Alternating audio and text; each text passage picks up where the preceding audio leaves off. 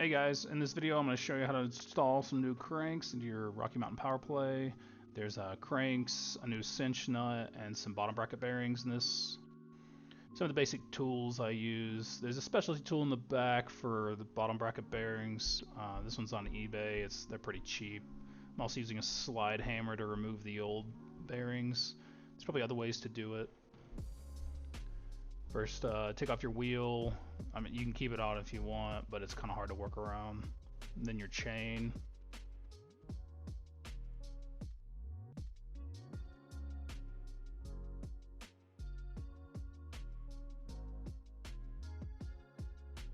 Go ahead and get your T-handles or whatever Allen key set you have.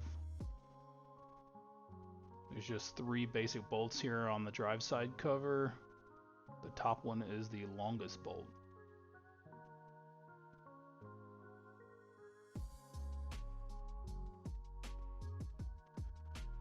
Next, we're going to go ahead and remove the drive side crank. This also has the spec'd clutch in it. It's pretty easy. This is standard on any bike, really, minus the spec'd clutch.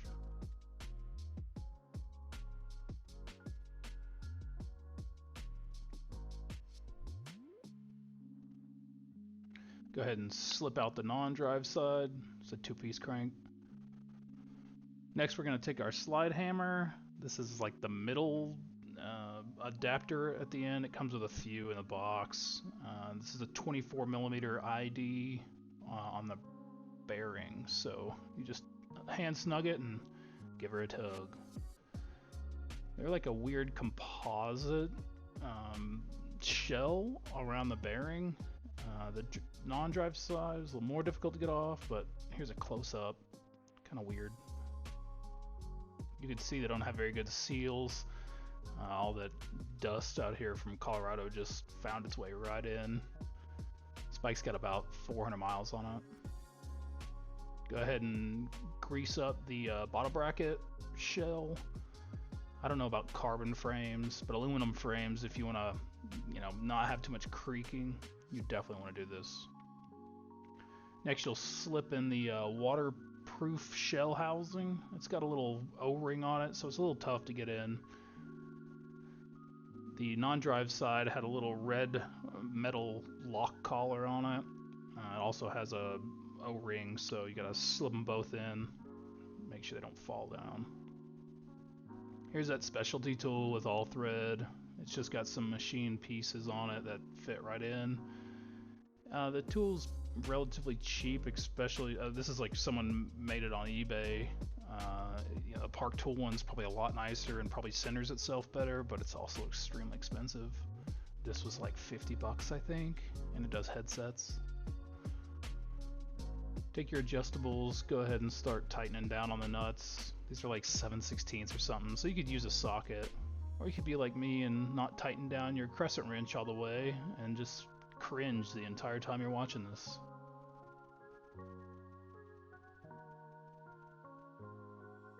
Ugh.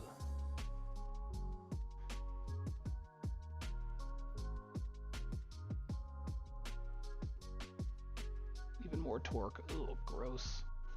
And I wise up and realize that it wasn't all the way tightened just in time to take it back off. Clever girl.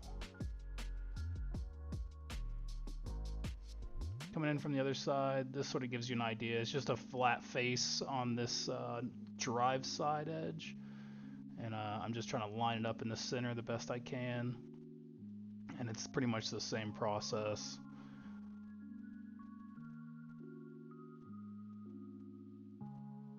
Again, I can't stress enough, just try and be centered and flush as you can going in.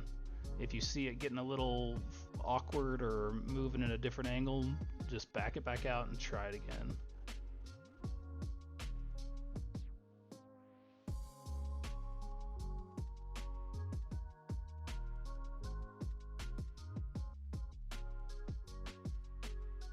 Yep, feels good, no binding. Thumbs up. Again, with the grease, I'm a big believer, especially when you have dissimilar metals. There's a lot of corrosion that can occur. Just having that grease barrier there is an extra layer of protection that's not going to hurt anything. This little seal along the outside of the bearing face is a little difficult to get in. Lube up the spindle itself. This is the 151mm downhill spindles with the Atlas. The Powerplay actually comes with a 148.5 spindle, but it's proprietary to Rocky Mountain and like impossible to get. So the 151 has been confirmed to work. You have to adjust the collar a little bit, but it works. Just a tap, tap, tappy.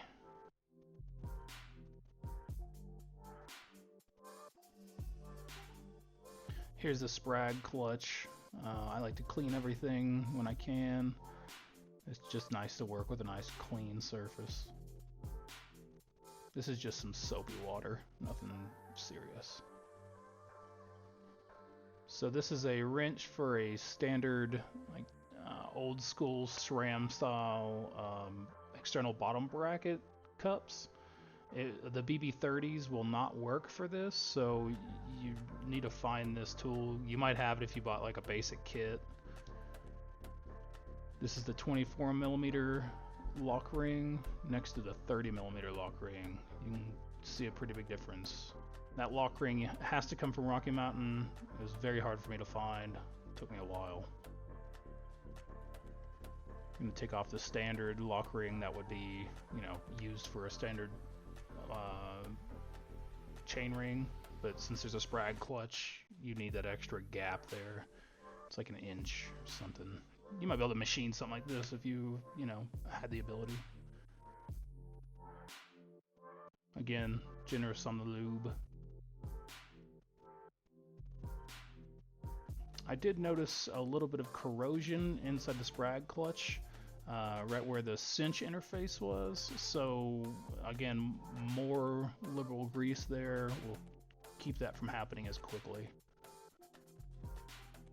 Go ahead and slide that in, put the lock ring down, and cinch it up.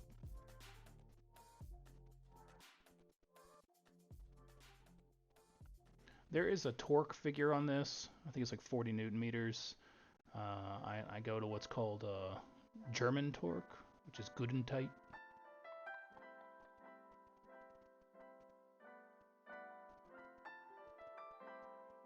This wrench is terrible.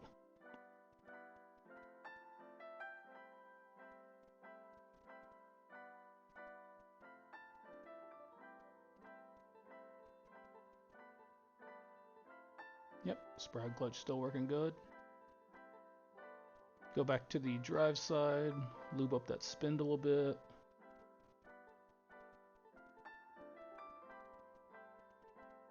Make sure you index the non-drive side 90 degrees out, or whatever, 180, the opposite. So up, down, down, up, whatever you want to call it.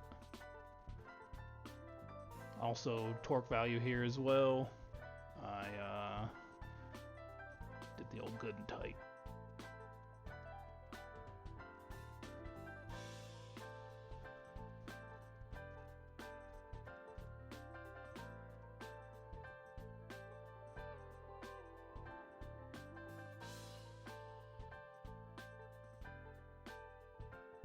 Sprag clutch still working.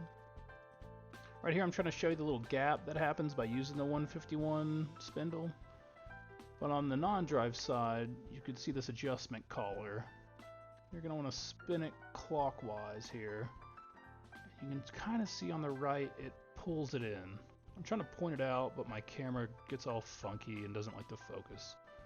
You can feel it moving though. It's not much. I usually just go hand tight with this, and then I'll lock the collar down with the lock nut, or bolt in this case. And after that, you're pretty much done. Just put your chain and back wheel back on, lube it back up, and hopefully you get less pedal strikes. This was a pretty easy job and relatively cheap. Take care, y'all. Thanks for watching.